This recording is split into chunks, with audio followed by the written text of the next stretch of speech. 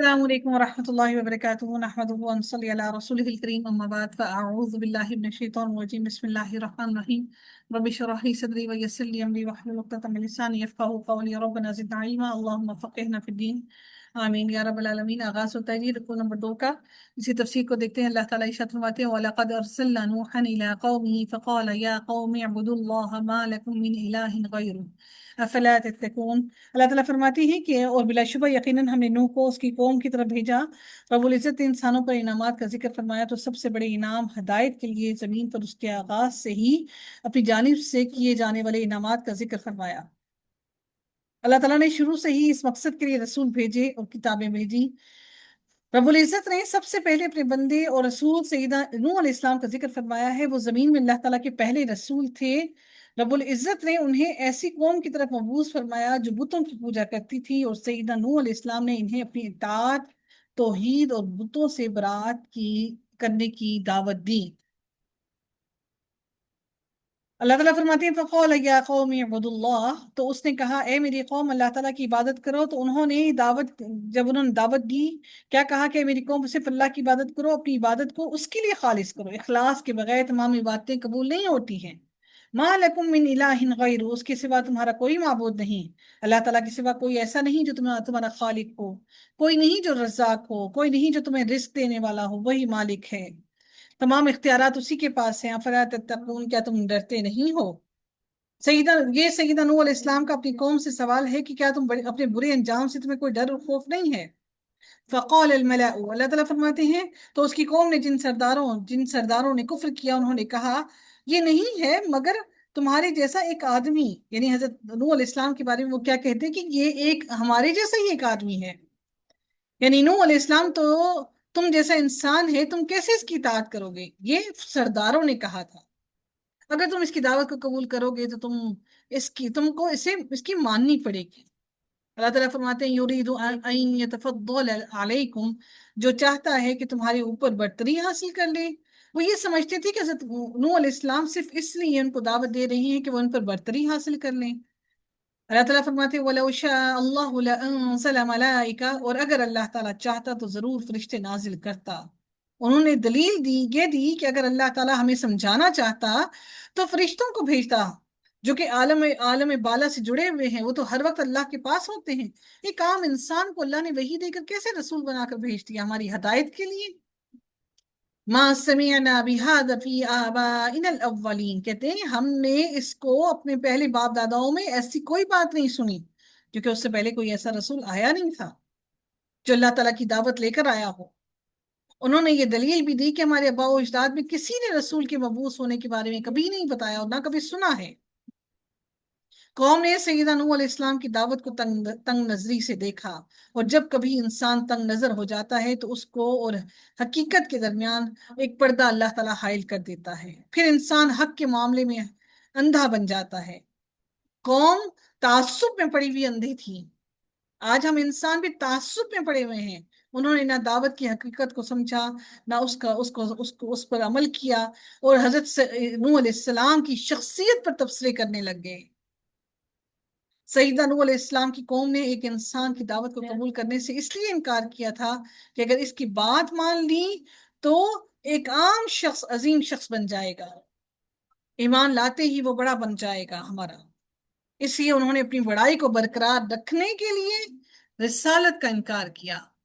آج مسلمان کیا کرتے ہیں؟ اب آپ کے رشتہ دار جو ہیں، آپ اگر اپنے رشتہ داروں کو کسی کو یہ دعوت دیں کہ ہم قرآن پڑھ رہے ہیں، سیکھ رہے ہیں، آئیے آپ بھی قرآن پڑھیے سیکھیے، تو وہ کیوں نہیں رشتہ دار آتے جہاں سے آپ سیکھ رہے ہیں؟ کیوں نہیں اس کو اپناتے؟ اس لیے کہ وہ سمجھتے ہیں کہ یہ ہم سے زیادہ سمجھدار، ہم سے زیادہ پڑھا لکھا بن رہا ہے۔ ہاں، اگر دنیا کی تعلیم کے لیے آپ ان کو کوئی اچھی یونیورسٹی بتا دیں تو کیا ایسا ممکن ہے کہ وہ اس یونیورسٹی میں ایڈمیشن نہ لیں؟ آپ مجھے بتائیے، کیا ایسا ممکن ہے؟ اور وہ بھی ایسی یونیورسٹی جہاں پہ بہت اچھی تعلیم ہو رہی ہے، اور وہاں پہ فری کی تعلیم ہو رہی ہے، اور بہت ہی مناسب ترین فیس ہو، یعنی آٹے میں نمک کے برابر۔ آپ مجھے بتائیے کیا ایسا ممکن ہے کہ آپ اپنے رشتہ داروں میں کسی کو ایسی دعوت دیں تو وہ اس یونیورسٹی کے اندر ایڈمیشن نہ لیں؟ بلکہ الٹا آپ کو معلوم ہوگا، اگر آپ نے ان کو نہیں بتایا، ان کو پتہ چل گیا کہیں سے کہ آپ کو پتہ تھا اس چیز کا، تو وہ کیا کریں گے؟ کیا کریں گے رشتہ دار آپ سے؟ میم ناراض ہو جائیں گے. اور اس کے بعد جب ایکسٹریم پہ جائیں گے تو کیا کریں گے؟ قطع تعلق ہی کر لیں گے. یعنی دنیا کا مفاد ہمیں اتنا عزیز ہے، ہمیں ساری زندگی وہ اس بات پر کوستے رہیں گے، جہاں پر ہوں گے آپ پہ ٹونٹ کریں گے، آپ کو برا بھلا کہیں گے. دیکھو اس کو پتا تھا، اس نے ہم سے جیلسی کی، لیکن جو ہم آخرت کی طرف، اللہ کی طرف بلاتے ہیں، سب سے بہترین چیز کی طرف بلا رہے ہیں، وہاں پر ہماری کوئی نہیں سنتا. وہاں پر ہم اپنے آپ کو سب سے بڑا عالم سمجھنے لگتے ہیں، وہاں پر ہم سمجھتے ہیں ہمیں سب کچھ علم ہے، ہمیں مزید سیکھنے کی ضرورت نہیں ہے. لیکن روئے ارض پر کوئی ایک انسان بھی ایسا نہیں ہے جس کے پاس کامل علم ہو. ہر انسان کو ساری زندگی سیکھنے کی ضرورت ہے. علم کا سفر ختم نہیں ہوتا. وہ سفر دنیا کے علم کا ختم ضرور ہو جاتا ہے. ہم ڈگریز لے لیتے ہیں، ہم نے ڈگری لے لی، بس انف. قرآن تو ایسا ہے، ایک ایک حرف پر لوگوں نے ایک ایک لفظ کی تحقیق کرنے پر انہوں نے پوری پوری زندگیاں گزار دی. بدقسمت ہے ہم، بہت ہی بدقسمت ہے ہم. رب کائنات فرماتے ان ہوا الا رجل به جنۃ فتربصوا به حتی حین. وہ ایک آدمی ہے جس کو جنون ہے، سو ایک وقت تک اس کا انتظار کرو. یعنی وہ حضرت نوح علیہ السلام کے بارے میں کیا کہتے ہیں؟ اس کو جنون، دیوانگی چڑھ گئی ہے. سیدنا نوح علیہ السلام قوم کو بتوں کی عبادت سے روکتے تھے. قوم اسے نرالی دعوت سمجھتی تھی، عجیب سی دعوت کی، یار یہ کیا نئی بات لے کر آ گئی. انہوں نے کہا کہ ہم نے اپنے باپ دادا کے دور میں ایسی کوئی بات نہیں سنی. اسی وجہ سے 950 سال وہ دعوت دیتے رہے، اور گنتی کے کوئی 11-12 لوگ، یا میرے خیال میں میکسیمم کوئی 20 لوگوں نے ایمان لائے ہوں گے، تو بس یہ بھی کافی. اللہ تعالیٰ نے اس زمین کو تمام مشرکوں سے پاک کر دیا. پھر حضرت نوح علیہ السلام کے بیٹوں سے، پھر دنیا میں انسان چلے. پھر سے اللہ تعالیٰ نے صاف ستھری زمین پر صرف ایمان والوں کو چھوڑا. حضرت نوح علیہ السلام کو بیٹوں سے پھر واپس دوبارہ سے نسل انسانی چلی. اسی لیے حضرت نوح علیہ السلام کو آدم ثانی کہا جاتا ہے. پھر رب کائنات اگلی آیت میں فرماتے ہیں، کیا کہتے ہو کہ ایک وقت تک اس کا انتظار کرو، یعنی نہ اس کی بات سنو نہ اس کی اطاعت کرو، بلکہ انتظار کرو، صبر کرو. دیکھو یہ خود بخود اپنی جس دیوانگی میں مبتلا ہے، یہ دیوانگی اس کو خود ہی ہلاک کر دے گی، یا پھر ہم خود ہی سے نجات پا جائیں گے. کہتے ہیں کہ اس کی موت کے ساتھ اس کی یہ دعوت بھی ختم ہو جائے گی، چھوڑ دو اس کو، پاگل ہو گیا ہے. حضرت نوح علیہ السلام کو اتنے اذیتیں دیتے کہ پتھر مارتے، لہو لہان کر دیتے. اللہ تعالیٰ پھر فرماتے ہیں قال رب انصرنی بما کذبون. نوح علیہ السلام نے کہا اے میرے رب، یعنی 950 سال دعوت دیتے رہے. آپ 3 سے 4 دفعہ اپنے رشتے داروں کو بلاتے ہیں تو تیسری دفعہ کہتے ہیں چھوڑو، دفعہ کرو بھائی، اس سے تمہیں سننی ہی نہیں. سب سے زیادہ ضرورت ہوتی ہے دعوت دینے پر صبر کی، وہ ہم میں نہیں ہے. علم حاصل کرنے پر صبر کی، علم سکھانے پر صبر کی. اللہ تعالیٰ فرماتے ہیں حضرت نوح علیہ السلام نے پھر کیا فرمایا کہ اے میرے رب، تو میری مدد فرما اس وجہ سے جو انہوں نے مجھے جھٹلایا. 950 سال تک جھٹلاتے رہے. آپ کو کوئی ایک دفعہ کہے نا جھوٹ بولتے ہو، آپ کے منہ پر کوئی کہہ دے جھوٹ بولتے ہو، آپ کیا کریں گے نیکسٹ ٹائم؟ ہوں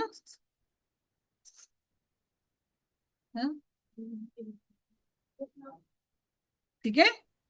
آگے دیکھتے ہیں، اللہ تعالیٰ فرماتے ہیں فَأَوْحَيْنَا إِلَيْهِ إِنِ اصْنَعِ الْفُلْكَ بِأَعْيُنِنَا وَوَحْيِنَا فَإِذَا جَاءَ أَمْرُنَا وَفَارَتِ النُّورُ فَاسْلُكْ فِيهَا من كل زوجين اثنين وأهلك إلا من سبق عليه القول منهم ولا تخاطبني في الذين ظلموا إنهم مغرقون. اللہ تعالیٰ فرماتے ہیں کہ تو ہم نے اس کی طرف وحی کی، اللہ رب العزت نے جو حضرت نوح علیہ السلام کی طرف وحی کی، جب انہوں نے دعا کی تو اللہ نے ان کی دعا کو قبول کر دیا. تو قوم کے عذاب سے پہلے ان کی نجات کے لیے، وہاں سے نکلنے کے وسیلے کے لیے ان کو وحی کی. کیا وحی کی؟ کہ کشتی بناؤ، انس نائل فلکا، کہ کشتی بناؤ، یعنی آپ ہماری تعلیم سے اللہ نے ان کو کشتی بنانا سکھائی، بِأَعْيُنِنَا وَوَحَيْنَا، ہماری نگاہوں کے سامنے اور ہماری وحی کے مطابق۔ سبحان اللہ۔ اب وہاں پہ کوئی پانی نہیں تھا، لوگوں نے اتنے، یہ نہیں کہ کشتی کو ایک دن میں بن گئی اور ایک دن میں انہوں نے بنا لی، کئی سال لگے، کچھ روایات میں آتے ہیں کہ 100 سال تک وہ کشتی بناتے رہے۔ آپ اندازہ لگا سکتے ہیں، 100 سالوں تک، وہ 100 سال تک وہ کشتی بناتے رہے۔ اس کے ساتھ ساتھ یعنی آپ سوچیں کہ وہ 100 سال میں وہ درخت بھی کاٹتے رہے، ان کے وہ بھی بناتے رہے، وہ تختے بھی بناتے رہے، پھر کیلیں بنائی، ان کو جوڑا، یعنی اتنے سال لگے رہے وہ کشتی بنانے میں، اور سکھا کون رہا تھا؟ اللہ تعالیٰ۔ اللہ تعالیٰ نے کیا کہا؟ ہماری آنکھوں کے سامنے بناؤ۔ سیدنا نوح علیہ السلام کو حکم دیا گیا، اور پھر فرمایا اللہ تعالیٰ نے فَإِذَا جَاءَ أَمْرُنَا، پھر جب ہمارا حکم آ جائے، یعنی آپ کشتی بنا لو تو ہمارے حکم کا انتظار کرو۔ اور پھر وہ کیا اللہ نے فرمایا، اس کی نشانی کیا تھی عذاب کی؟ وَفَارَ التَّنُّورُ، اور تنور ابل پڑے گا، یعنی جس تنور میں روٹیاں پکائی جاتی تھی اس میں سے پانی، سب سے پہلے اس تنور میں سے پانی نکل پڑے گا۔ تنور کا مطلب ہوتا ہے کہ زمین سے چشموں کا ابل پڑنا، نکل پڑنا۔ تو اللہ تعالیٰ نے فرمایا کہ جب زمین سے پانی پھوٹ نکلے، حتیٰ کہ آگ جلانے والی جگہوں سے بھی پانی پھوٹ نکلے، اللہ اکبر، یعنی اللہ نے حکم دیا زمین کو بھی کہ زمین تو اپنا پانی نکال۔ سوچئے زمین کے نیچے کتنا پانی ہے، کنویں کھودتے ہیں، ٹیوب ویل کھودتے ہیں، اللہ نے حکم دیا، کیا حکم دیا اللہ تعالیٰ نے؟ کہ پانی نکال۔ سمندروں کو حکم دیا خشکی پر چڑھ جا، آسمان کو کے بادلوں کو حکم دیا کھل جاؤ، یعنی ویسے تو آسمان سے جب بارش نازل ہوتی ہے، ہر ہر قطرہ فرشتہ ایک ایک بوند اس کی لے کر اترتے ہیں، سبحان اللہ، وہ قطرے نہیں اترے، آسمان سے دریاؤں کی طرح پانی بہنے لگا، سورج نمودار نہیں ہوا، اندھیرا۔ اس سما کو، اس وقت کو صرف سوچئے، آسمان سے بھی پانی اتر رہا ہے، زمین بھی ابل رہی ہے، پانی نکال رہی ہے، سمندر بھی۔ آج سونامی آتا ہے تو ہم سارے، مطلب کتنی پریشانی، پوری دنیا میں ایک تہلکہ مچ جاتا ہے، اللہ تعالیٰ نے سب کو حکم دے دیا۔ پتہ ہے کہ جب وہ اللہ تعالیٰ نے ہوا کا عذاب بھیجا تھا تو کتنا سا اللہ تعالیٰ نے آسمان کے دروازے کو کھولا تھا، صرف اور صرف انگوٹھی کا جو سرکل ہوتا ہے نا، سرکل انگوٹھی کا، صرف اتنا سا آسمان کو کھولا، اور پھر ایسی ہوائیں آئیں کہ زمین سے اٹھایا اس قوم کو، آسمان تک اتنا اونچا لے کر گئے، پھر وہاں سے الٹا سر کے بل پٹک کے زمین پر مار دیا۔ اللہ تعالیٰ، آج ہم جس گناہوں میں مبتلا ہیں، آج ہم جو گناہ کر رہے ہیں، جس فحاشی میں ہیں ہم، آج اللہ کی صرف رحمتوں اور امت مسلمہ نبی کی امت کی وجہ سے ہم بچے ہوئے ہیں۔ اللہ تعالیٰ فرماتے ہیں کہ پھر اللہ رب العزت نے کیا فرمایا؟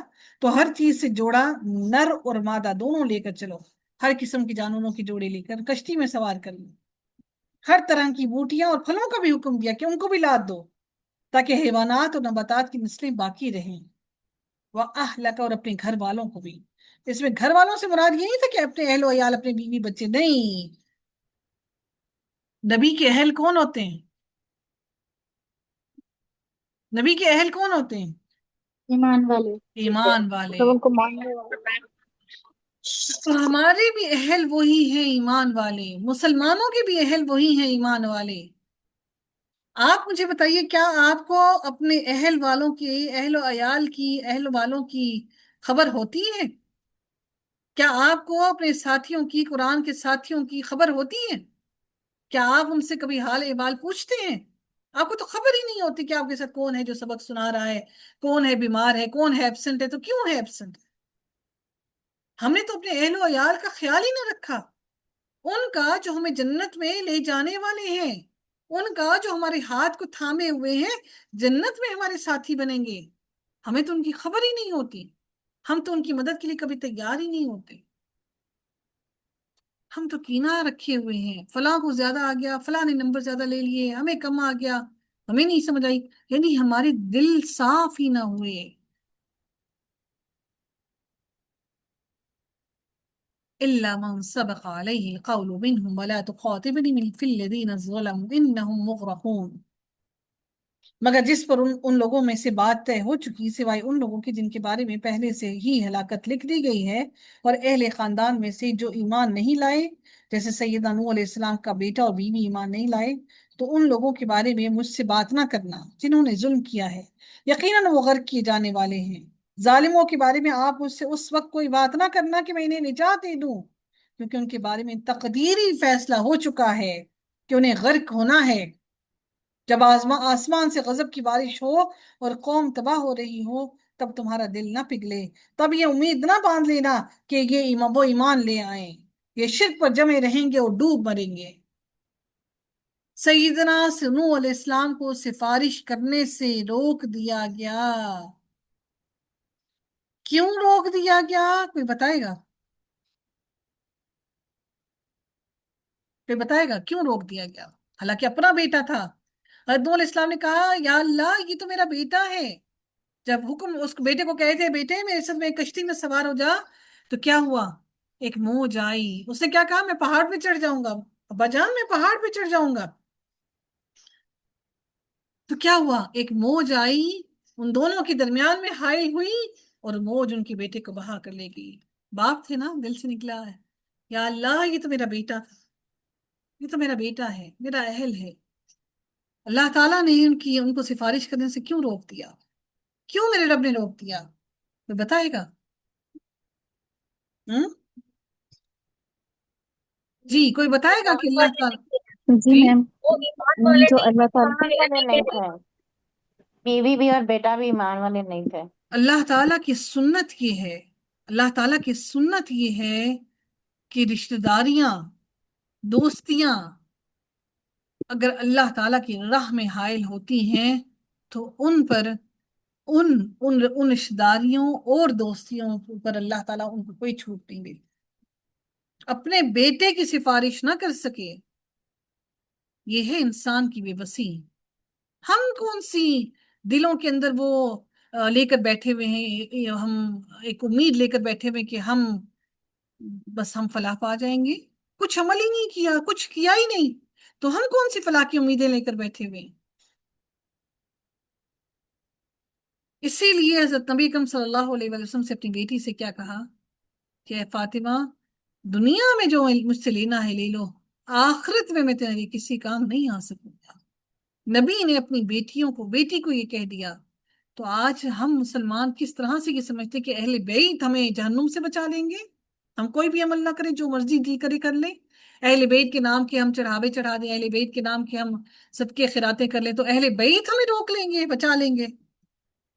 نبی کو سفارش کرنے سے، اپنے بیٹے کی ہی سفارش کرنے سے، شفاعت کرنے سے روک دیا گیا۔ دنیا میں سب سے بڑھ کر تو محبت اپنی اولاد سے ہی ہوتی ہے نا، نبی کو بھی روک دیا گیا۔ تو یقین کیجئے میں اور آپ اپنی اولاد کے لیے بے بس ہیں، ہم کچھ نہیں کر سکتے۔ کیا کر سکتے ہیں؟ ان کی تربیت کر سکتے ہیں، اللہ سے دعا کر سکتے ہیں اللہ تو ان کو ہدایت نصیب فرما، یا اللہ تو ان کو فتنوں سے محفوظ کر لے، ان پر تو اپنا رحم کر لے، ان کو تو اپنی رحمتوں کے حصار میں ڈھانپ لے، ان کو اس دجالی فتنے سے محفوظ کر لے۔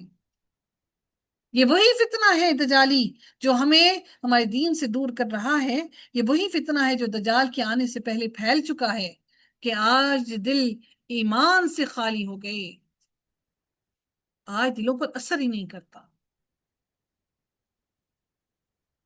اللہ رب العزت اگلی آیت میں مزید فرماتے ہیں کہ فَإِذَا اسْتَوَيْتَ أَنْتَ وَمَن مَّعَكَ عَلَى الْفُلْكِ فَقُلِ الْحَمْدُ لِلَّهِ الَّذِي نَجَّانَا مِنَ الْقَوْمِ الظَّالِمِينَ۔ پھر جب تم اور جو تمہارے ساتھ ہیں صحیح طور سے کشتی میں چڑھ جاؤ تو کہنا سب تعریف اللہ تعالیٰ کی ہے جس نے ہمیں ظالم لوگوں سے نجات دلائی۔ بڑی اہم بات۔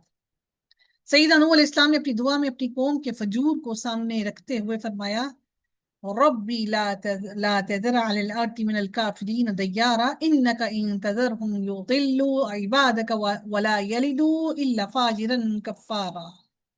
اے میرے رب، تو زمین پر کافروں میں کسی رہنے والے کو نہ چھوڑ، اگر تو نے ان کو چھوڑ دیا تو یہ تیرے بندوں کو گمراہ کریں گے اور وہ بدکاروں اور ڈھیٹ کافروں کے سوا کسی کو جنم نہ دیں گے۔ سوچیے اس بات کو کہ ہم جب بیٹوں کی شادیاں کرنے لگتے ہیں تو سب سے پہلی چیز کیا ڈھونڈتے ہیں؟ کہاں گئی حمیرہ جی؟ آپ بتائیے، آنےسٹلی جی بتائیے میں جی۔ بیٹوں کی شادی کرنے لگتے ہیں تو سب سے پہلے ہم بہو کے اندر کیا ڈھونڈتے ہیں؟ سب سے پہلی چیز سب سے پہلی چیز جی منچا بولیے گا۔ کہ اچھی ہو، ریلیجیس بھی ہو اور اچھی بھی ہو، مطلب خوبصورت بھی ہو، ریلیجیس بعد میں آتی ہے، پہلی خواہش کیا ہوتی خوبصورتی ہے؟ خوبصورتی ہمارا سب سے پہلی چیز پیاری ہو، ٹھیک ہے۔ نہیں دیکھا ہم نے ایمان، نہیں دیکھا، نہیں دیکھا ہم نے والدین کو، نہیں دیکھا کہ وہ دین پر چل رہی ہیں۔ انہوں نے دیکھے جس کے گھر میں سارا دن ناچ گانے فلمیں ڈرامے یہ چل رہے ہوں گے، وہ اولاد کی کیا تربیت کریں گے؟ پہلے جب شادیاں کی جاتی تھی تو دیکھتے تھے سب سے پہلی چیز کیا دیکھی جاتی تھی؟ آپ مجھے بتائیے کیا دیکھا جاتا تھا جب پہلے شادیاں کرتے تھے؟ کیا دیکھتی تھی؟ والدین کی اخلاق شرافت دیکھی جاتی تھی۔ اور بھئی سب سے دیکھا والدین جاتا شریف گھر ہیں، کا ماحول دیکھا جاتا تھا۔ والدین شریف ہیں۔ آج تو لڑکیاں اگر وہ فیشن نہ کریں تو آج ان کو کوئی پسند ہی نہیں کرتا۔ ایسے لوگوں کو معذرت کے ساتھ میں معاف کیجیے گا، میں برے الفاظ نہیں استعمال کرنا چاہتی، لیکن یہ حقیقت ہے۔ ہمارے جب والدین تھے ایسے لوگوں کو وہ کہا جاتا تھا مراسی، نہیں یہ تھے وہ جو مراسی بیسیکلی لفظ نکلا ہے مرثیے کرنے والے جو ہوتے ہیں نا، ان کو ان سے وہاں سے مراسی نکلا، یعنی ناچ گانے کرنے والے۔ آج یہ گھر گھر میں ناچ گانے میں پھیل گئے ہیں۔ اس کے بہت حد تک ذمہ دار ہم خود ہیں۔ ہم نے ایمان کو دیکھا ہی نہیں، تو ہم نے کیا کیا؟ ہم نے اپنی نسلیں تباہ کر دیں، ہم نے اپنی آنے والی نسلیں بگاڑ دیں، ہم نے اپنی نسلوں کو ایسے لوگوں کے ہاتھوں میں ڈال دیا۔ پہلے تو رشتہ کرتے ہوئے وہ نسلوں کو بھی تبدیل نہیں کرتے تھے، ہماری نسل نہ خراب ہو جائے۔ آج تو کسی کو فکر ہی نہیں، نسل کی ٹینشن ہی نہیں۔ تو حضرت نوح علیہ السلام نے کیا دعا کی اللہ تعالیٰ کے آگے کہ یہ جو لوگ ہیں جن کو یہ جنم دیں گے وہ بھی ڈھیٹ اور کافروں کے سوا یہ کسی کو جنم نہیں دیں گے۔ اللہ اکبر، سوچیے اس بات کو، یہ بہت بڑی بات ہے۔ وَقُلْ رَبِّ أَنزِلْنِي مُنزَلًا مُبَارَكًا وَأَنْتَ خَيْرُ الْمُنزِلِينَ، اور کہنا اے میرے رب مجھے اتارنا کہ برکت والا اتارنا ہو اور تو بہترین اتارنے والا ہے۔ یعنی تو مجھے جب زمین پر واپس اتارے تو ایسی جگہ پر اتارنا جہاں برکت ہو، یعنی پانی درخت میں سب کچھ میسر ہو، جہاں نسل کا سلسلہ چلے اور بڑھے بھی، جہاں پہ اب ان کو کوئی مشقت نہ آئے، وہ بلکہ اچھی نسل چلے۔ اگر آپ کو اللہ تعالیٰ نے، مجھے اور آپ کو اللہ تعالیٰ نے اگر ایک اچھی زندگی ایک لائف سٹینڈرڈ کی دے دی ہے تو بس دیٹ از انف، مزید کی جستجو مت کریں۔ ایک اچھا کھانا پینا ہے، ایک اچھی سٹیبل لائف ہے، الحمدللہ الحمدللہ فار دیٹ۔ اب کوشش کریں اپنی آخرت کے لیے، اپنی اولاد کی تربیت کے لیے، اپنی نسلوں کے لیے کوشش کریں، تاکہ جب ہم مر جائیں نا تو ہمارے مرنے کے بعد بھی لوگ ہمیں اچھے الفاظ میں یاد رکھیں۔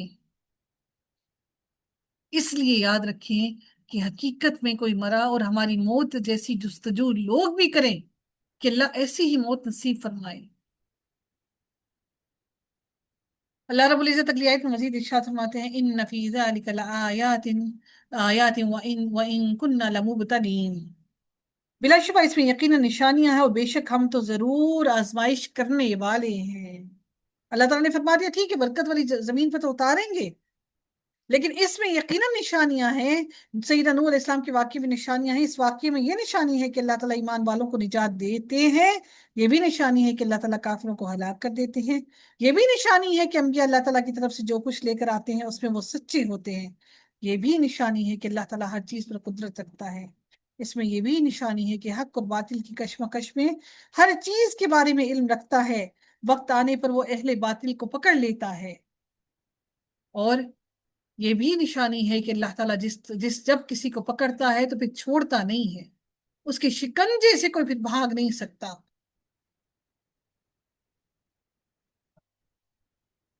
اللہ تعالیٰ نے فرمایا سورہ قمر میں وَلَقَدْ تَرَكْنَاهَا آیَةً فَهَلْ مِن مُدَّكِرٍ، اور بلا شبہ یقیناً اس کو ہم نے ایک نشانی بنا کر چھوڑ دیا ہے، تو کیا ہے کوئی نصیحت قبول کرنے والا؟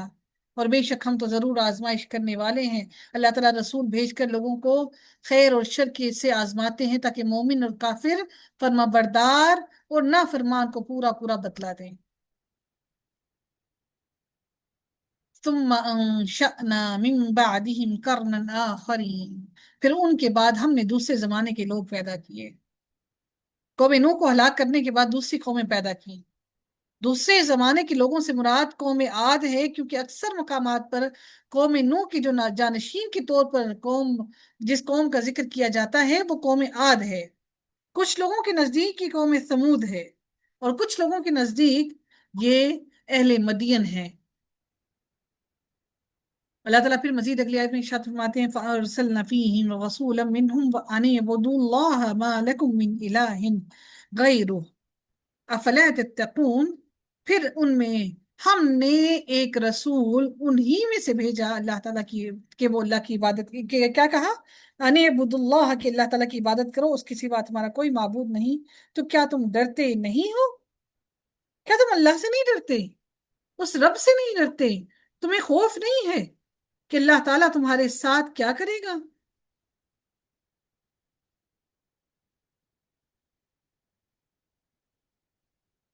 اللہ تعالیٰ سے دعا ہے کہ اللہ تعالیٰ ہم سب کو ایمان اور تقوی نصیب فرمائے۔ طوفان نوح کے بعد جو زمین پر نسل انسانی حضرت نوح علیہ السلام کے بیٹوں سے چلی تھی وہ 4 بیٹے 3 بیٹے تھے جن سے نسل انسانی چلی تھی۔ وہ کون تھی؟ ایک کا نام سام، ایک کا نام حام اور ایک کا نام یافس تھا۔ سام، حام اور یافس۔ جو ان کا چوتھا بیٹا تھا نا حضرت نوح علیہ السلام کا، اس کا نام یام اور کچھ جگہوں پر کنعان بھی کہا جاتا ہے۔ وہ طوفان میں غرق ہو گیا تھا جو چوتھا بیٹا تھا۔ سام جو ہے، اب سنیے گا، جو سام ان کا حضرت نوح علیہ السلام کا جو بیٹا تھا نا، یہ سب سے بڑے بیٹے تھے۔ عرب، فارس یعنی ایرانی، رومی اور تمام انبیاء کی نسل انہی سے چلی تھی۔ سام، سین الف اور میم۔ جو حام جو ان کے بیٹے تھے، ان کی نسل سے زیادہ تر افریقی، سوڈانی اور سیاہ فام اقوام چلی تھی۔ وہ جو یافس ان کے بیٹے تھے، ان سے ترک، منگول اور یورپین اقوام جو ہے وہ یافس کی اولاد ہے۔ یہ 3 بیٹے تھے جن سے حضرت نوح علیہ السلام کے بیٹوں سے نسل انسانی چلی، اور جو چوتھا بیٹا جس کا نام یام، اور کچھ جگہوں پر یہ اس کے اندر نا بائبل کے اندر اس کا نام جو ہے وہ کنعان لکھا ہوا ہے۔ تو یہ جو بیٹا تھا، یہ چوتھا بیٹا ان کا ہلاک ہوا تھا، اور 3 بیٹوں سے سام سے پھر بتاؤں گی کہ عرب، فارس اور روم اور تمام انبیاء کی نسل انہی سے چلی تھی۔ سام سے، حام سے افریقی، سوڈانی اور سیاہ فام لوگ، اور یافس سے ترک، منگول اور یورپی اقوام کے جو لوگ ہیں وہ یافس سے چلے تھے۔ اللہ تعالیٰ سے دعا ہے کہ رب کائنات ہم سب کو عمل کی توفیق عطا فرمائے، ایمان پر زندگی عطا فرمائے، اور ایمان پر ہی خاتمہ نصیب فرمائے۔ اللہ تعالیٰ ہم سب کی مغفرت فرمائے، ہمارے والدین، ہمارے اہل و عیال کی مغفرت فرمائے، ہمارے والدین کو اپنی رحمتوں میں رکھے، ان کی بیماریوں کو دور کر دے، ان کو شفا کاملہ اور عاجلہ، تمام بیماروں کو، مریضوں کو شفا کاملہ اور عاجلہ نصیب فرمائے۔ رب کائنات ہمارے گھروں میں اپنی رحمت نازل فرمائے، ہماری اولاد کو تقوی نصیب فرمائے، ایمان نصیب فرمائے۔ اللہ تعالیٰ ہمارے لیے عمل کرنا آسان کرے، آمین یا رب العالمین۔ وآخر دعوانا الحمد للہ رب العالمین، صلی اللہ تعالی علی خیرہ خلقہ اجمعین برحمتک یا ارحم الراحمین۔ سبحانک اللہم وبحمدک، نشہد ان لا الہ الا انت، نستغفرک ونتوب الیک۔ السلام علیکم ورحمۃ اللہ وبرکاتہ۔